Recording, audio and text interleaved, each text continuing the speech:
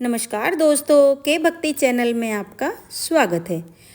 इस वीडियो में हम सुनाने जा रहे हैं नवरात्रों से जुड़े हुए माँ दुर्गा के 9 रूपों की कथा।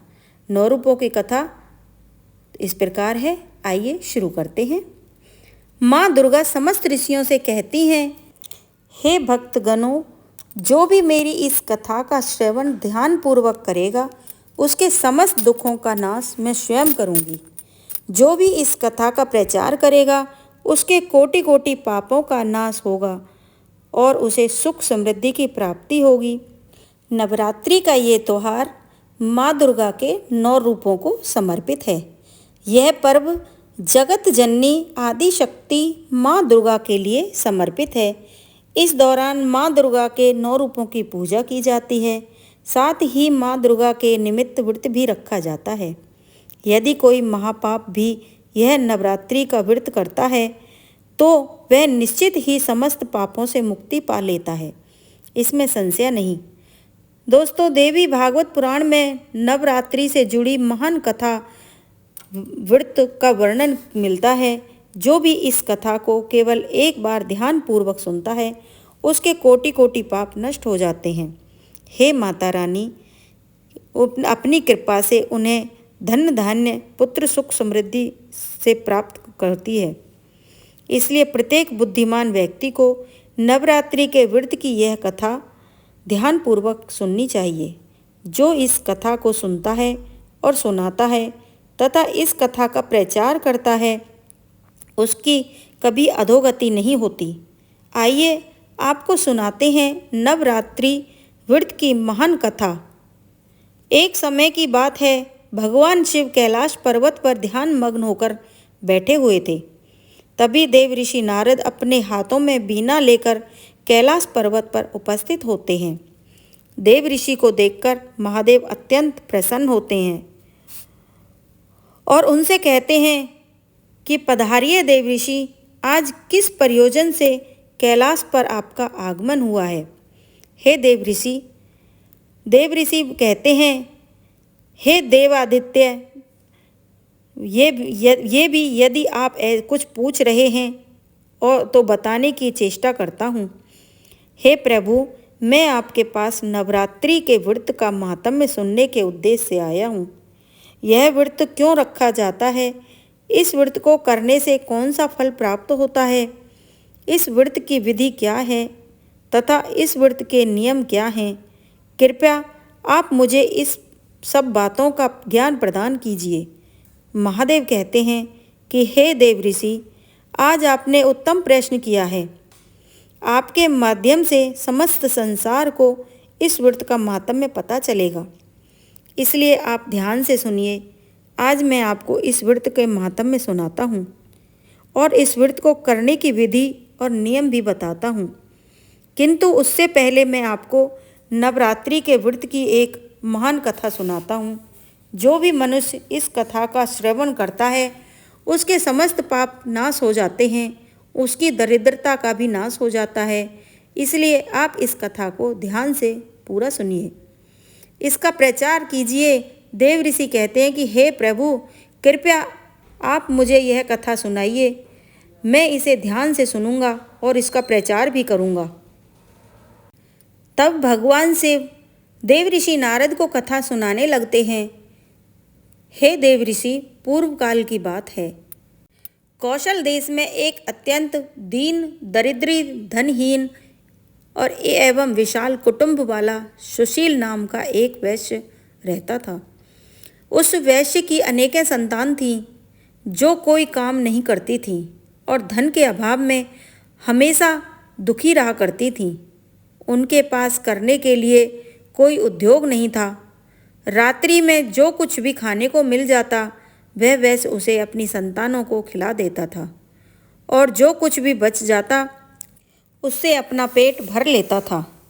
पूरा परिवार दिन भर भूखा रहता था और केवल रात्रि को ही कुछ थोड़ा सा अन्न खा लेता था। इस प्रकार से वह वैश्य स्वयं भूखा रहकर दूसरों का काम करके अपने परिवार का पालन पोषण कर रहा था। वह वैश्य स्वभाव से अत्यंत निर्मल और सज्जन था। वह धर्मपरायण, शांत सदाचारी, सत्यवादी, क्रोध न करने वाला, धैर्यवान और अभिमान रहित था। वह प्रतिदिन देवताओं और पितरों का पूजन किया करता था, अपने द्वार पर आए हुए अतिथियों की पूजा किया करता था और सभी को भोजन कराने के बाद जो कुछ भी बच जाता उसी से अपना गुजारा चला लिया करता था। कुछ समय बीतने के बाद एक विद्वान ब्राह्मण उस सुशील नाम के वैश्य के घर आया।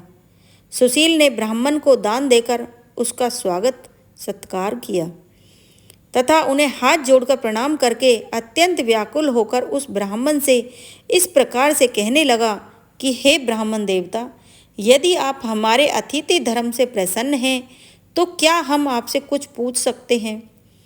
तब वह ब्राह्मण कहने लगा कि हे महात्मा, आपकी चर्चा तो चारों तरफ है कि आप एक महान दानी हैं।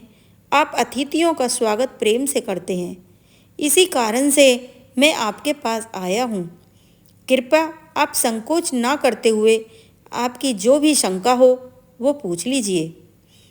तब वह वैश्य कहता है कि हे ब्राह्मण देवता, कृपया करके आप मुझे बताइए कि मेरी दरिद्रता का नाश निश्चित रूप से कैसे हो सकता है। इस दरिद्रता का कारण मैं अपने परिवार का पालन पोषण नहीं कर पा रहा हूँ। हे ब्राह्मण देवता, मुझे धन की अभिलाषा नहीं है, किंतु मैं आपसे ऐसा उपाय पूछ रहा हूँ जिससे मैं अपने कुटुंब का पालन पोषण करने के लिए समर्थ हो जाऊँ। मेरे पुत्र और पुत्रियाँ भूख से पीड़ित होकर भोजन के लिए बहुत रोते हैं और मेरे घर में इतना भी अन्न नहीं रहता कि मैं उन्हें मुट्ठी भर अन्न दे सकूं। उनका दुख मुझसे देखा नहीं जाता। आज मैंने अपने रोते हुए बालकों को घर से निकाल दिया है और वे कहीं चले गए हैं, लेकिन मेरा हृदय शोका अग्नि में जल रहा है। धन के अभाव में मैं क्या करूं? मेरी पुत्री भी विवाह के योग्य हो गई है, किंतु उसका विवाह करने के लिए भी मेरे पास कुछ नहीं है।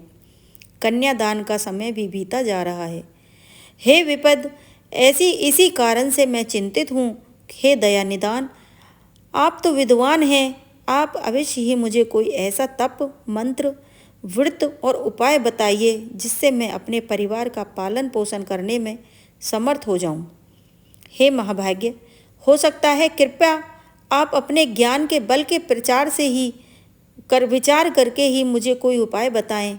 इस प्रकार से उस वैश्य के द्वारा याचना करने पर उस ब्राह्मण ने बड़ी प्रसन्नता पूर्वक उस वैश्य से कहा कि हे वैश्य, मैं तुम्हारे दुख का कारण समझ चुका हूँ। तुम चिंता मत करो, मैं तुम्हें अवश्य ही उपाय बताता हूँ। तुम अब नवरात्रि के व्रत का अनुष्ठान करो। इसमें तुम भगवती का पूजन हवन करो, देवी के मंत्रों का उच्चारण करो। इससे तुम्हारे सभी कार्य सिद्ध हो जाएंगे, तुम्हारी दरिद्रता नष्ट हो जाएगी। हे वैश्य, नवरात्र नामक इस पवित्र और सुखदायक व्रत से बढ़कर इस पृथ्वी लोक पर अन्य कोई व्रत नहीं है। यह व्रत सदा ज्ञान और मोक्ष देने वाला है, सुख और संतानों की वृद्धि करने वाला है एवं शत्रुओं का पूर्ण रूप से विनाश करने वाला है। वनवास गमन के दौरान देवी सीता के वियोग में अत्यंत दुखी होकर श्री राम जी ने किष्किंधा पर्वत पर इस व्रत को किया था। इसी व्रत के प्रभाव से उन्होंने महासागर पर सेतु की रचना करके रावण और उसके पुत्रों का संहार किया था और सीता को प्राप्त किया था। हे महादेव कहते हैं कि हे देव ऋषि, इस प्रकार ब्राह्मण ने नवरात्र के व्रत का महत्व उस वैश्य को सुना दिया, जिसे सुनकर वह वैश्य बहुत प्रसन्न हुआ। उसने उस ब्राह्मण को अपना गुरु मान लिया, उनसे देवी के मंत्र की दीक्षा ली। तत्पश्चात उस वैश्य ने अत्यंत भक्तिपूर्वक नवरात्रि में उस मंत्र का जाप किया और अनेक विधि और उपायों से भगवती का पूजन किया। इस प्रकार से वैश्य ने 9 वर्षों तक नवरात्रि के व्रत का अनुष्ठान किया। फिर 9वें वर्ष में अंत में अष्टमी तिथि को अर्धरात्रि आने पर साक्षात महेश्वरी ने उस वैश्य को दर्शन दिए और कहा कि हे पुत्र, मैं तुम्हारी इस भक्ति और पूजा से अत्यंत प्रसन्न हूँ। तुम्हें जिस भी वर की कामना है निसंकोच होकर वर मांगो। तुम्हें जो चाहिए मैं तुम्हें प्रदान करूंगी। साक्षात माँ दुर्गा को अपने सामने खड़ा हुआ देखकर उस वैश्य का अंग अंग कांपने लगा। उसकी आंखों से आंसू झलक उठे तो माँ दुर्गा के उस अद्भुत दिव्य स्वरूप को देखकर वह वैश्य हर्ष से उत्साहित होने लगा। फिर उस वैश्य ने माता को प्रणाम करके कहा कि हे माँ, मैं आपके दर्शन करके ही धन्य हो गया हूँ। माता, आपके दर्शन अत्यंत दुर्लभ हैं। आप तो सचमुच त्रिलोक सुंदरी, सर्वशक्तिमान, समस्त संसार की जननी हैं। मुझ जैसे साधारण भक्त को आपने दर्शन देकर बड़ा उपकार किया है। हे माँ, अब मेरे मन में कोई कामना नहीं है। आपके दर्शन से ही मेरे सारे दुख मिट गए हैं। माँ, केवल मुझ पर इतनी कृपा कीजिए कि मेरे पुत्र और पुत्रियों को पर्याप्त भोजन प्राप्त हो, जिससे उन्हें नित्य भूखा न सोना पड़े। सुशील की विनम्रता और उसकी निराश्रिता स्थिति देखकर माँ दुर्गा ने मधुर मुस्कान के साथ कहा कि हे पुत्र, मैं तुम्हारी सच्ची भक्ति और तुम्हारे तप से प्रसन्न हूँ। तुम्हारी दरिद्रता का अब अंत होगा। तुम्हारा घर धन धान्य से भर जाएगा और तुम्हारे परिवार की सारी समस्याएं समाप्त हो जाएंगी। तुम्हारे बच्चों को भी अच्छा भविष्य मिलेगा और तुम्हारी पुत्री का विवाह भी जल्द हो जाएगा। तुम्हारी पीढ़ियां सुख और समृद्धि से पूर्ण होंगी। इतना कहकर देवी दुर्गा अंतर्ध्यान हो गईं। उसी क्षण सुशील वैश्य का घर प्रकाश से भर गया और उसकी दरिद्रता समाप्त हो गई। देखते ही देखते उसके छोटे से घर की जगह एक विशाल महल खड़ा हो गया। उस महल में स्वर्ण मणियों और बहुमूल्य रत्नों के भंडार भर गया। उसकी सारी संतानें खुश और तृप्त हो गईं। सुशील के पास अब न केवल अपने परिवार के लिए अन्न था, बल्कि वह दूसरों की मदद भी कर सकता था। समय बीता और सुशील वैश्य की पुत्री का विवाह धूमधाम से संपन्न हुआ। सुशील वैश्य ने अपनी भक्ति और श्रद्धा को कभी नहीं छोड़ा और माँ दुर्गा के प्रति आभार व्यक्त करता रहा। उसका जीवन अब आनंद और समृद्धि से भरपूर हो गया था। उसके परिवार ने भी माँ दुर्गा के प्रति भक्ति और समर्पण को अपनाया और सभी माँ का आशीर्वाद से सुखी जीवन व्यतीत करने लगे। भगवान शिव कहते हैं कि हे देवऋषि, इस प्रकार से मैंने आपको नवरात्रि के व्रत की महाकथा सुनाई है। इस कथा को सुनने मात्र से ही नवरात्रि का व्रत सफल हो जाता है। पूरे नवरात्र भर उपवास करने से असमर्थ लोगों के लिए 3 दिन का उपवास भी यथोचित फल प्रदान करता है। बताया गया है, भक्ति भाव से केवल सप्तमी, अष्टमी और नवमी, इन 3 रात्रि में ही देवी का पूजा करने से सभी फल सुलभ हो जाते हैं। पूजन, हवन, कुमारी पूजन तथा ब्राह्मण भोजन, इनको संपन्न करने से वह नवरात्र पूरा हो जाता है।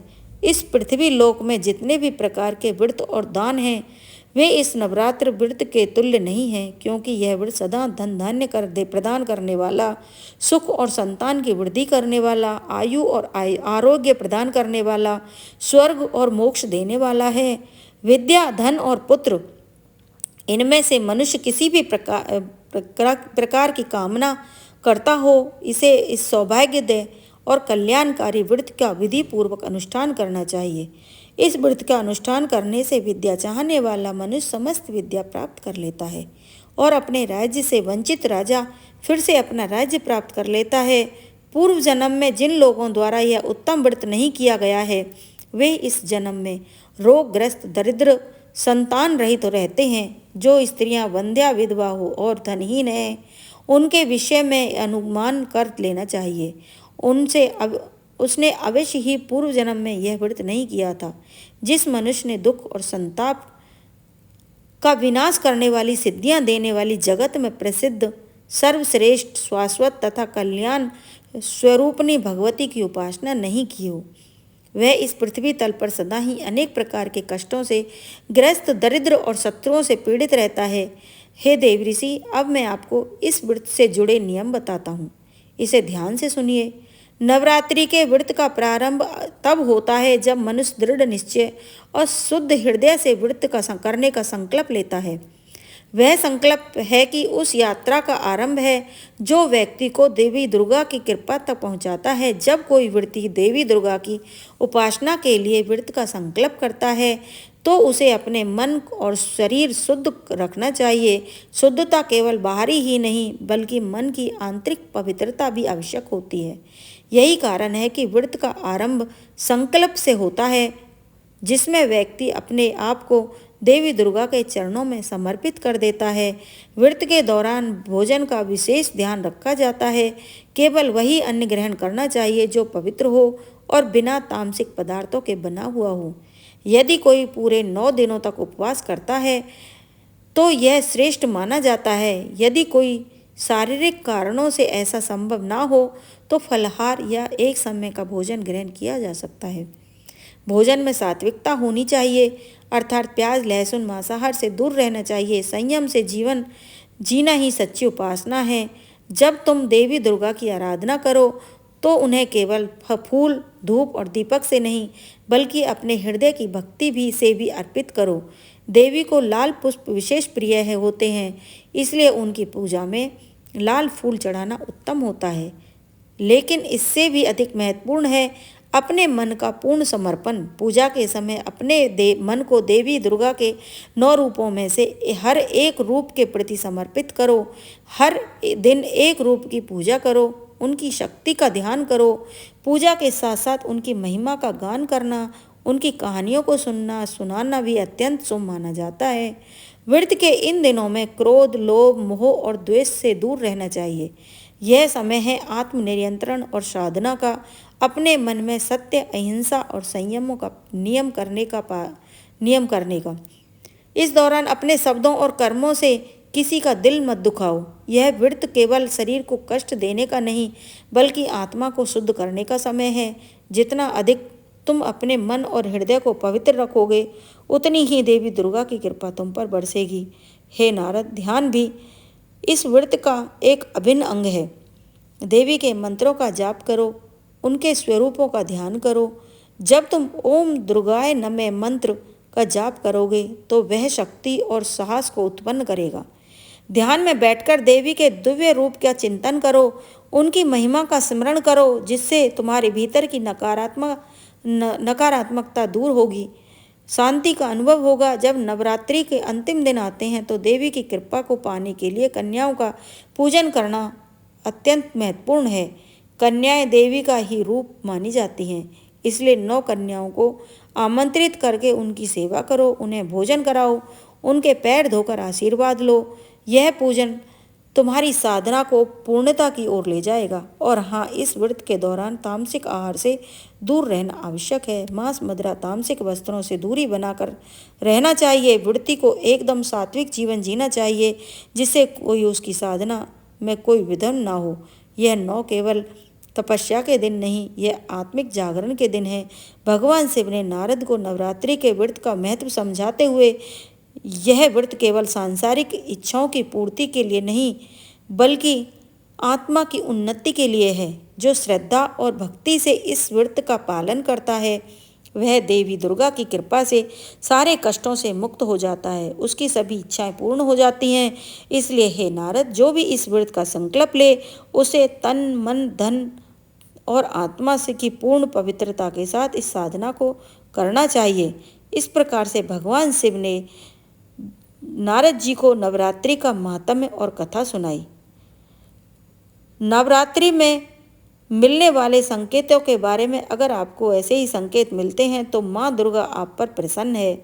दोस्तों, नवरात्रि में माँ की पूजा करते समय अगर आपको ऐसा प्रतीत होता है कि माँ की मूर्ति आपको देखकर मुस्कुरा रही है, अर्थात माँ दुर्गा के होठ हिल रहे हैं, आपको अचानक ही ऐसा महसूस हो कि माँ दुर्गा आपकी तरफ देख रही है, तो यह बड़ा ही शुभ संकेत है। यदि आप माँ के चरणों पर अपना माथा टेकते हैं, अचानक ही कोई फूल आपके ऊपर आकर गिर जाता है, तो यह संकेत है कि माँ आपकी भक्ति से अत्यंत ही प्रसन्न है। आपकी कोई मनोकामना अवश्य ही पूर्ण हो जाएगी। दूसरा संकेत दोस्तों, यदि नवरात्रों में यदि आपके द्वार पर कोई कन्या लाल वस्त्र धारण करके पधार रही है, उस कन्या को देखकर आपका मन अत्यंत प्रसन्न हो जाता है, तो यह बहुत ही शुभ संकेत है। आपको उस कन्या को कोई वस्तु भेंट देनी चाहिए। माँ दुर्गा ही उस कन्या के रूप में आपको संकेत दे रही है। यदि नवरात्रों में आपके सपने में कोई कन्या दिखाई पड़ती है, आपको देखकर बार बार मुस्कुरा रही है, तो आपको समझ लेना चाहिए कि माँ आपकी भक्ति से बहुत प्रसन्न है। अब आपके जीवन से बुरा समय समाप्त होने वाला है। तीसरा संकेत, यदि आपको यदि आपको सपने में माँ के पद चिन्ह दिखाई पड़ते हैं और आप अपने पद चिन्हों को पीछा कर रहे हैं, लेकिन आपको माँ दुर्गा कहीं पर दिखाई नहीं पड़ रही हैं। आप सपने में माँ के खोजने के लिए इधर उधर भाग रहे हैं, तो यह भी एक शुभ संकेत है। अगर आपको भी ऐसा सपना आता है तो आपके दुख का अंत होगा। ये घर में यदि कोई बीमार है और वह पूर्ण रूप से स्वस्थ है तो वह जल्दी ही स्वस्थ हो जाएगा।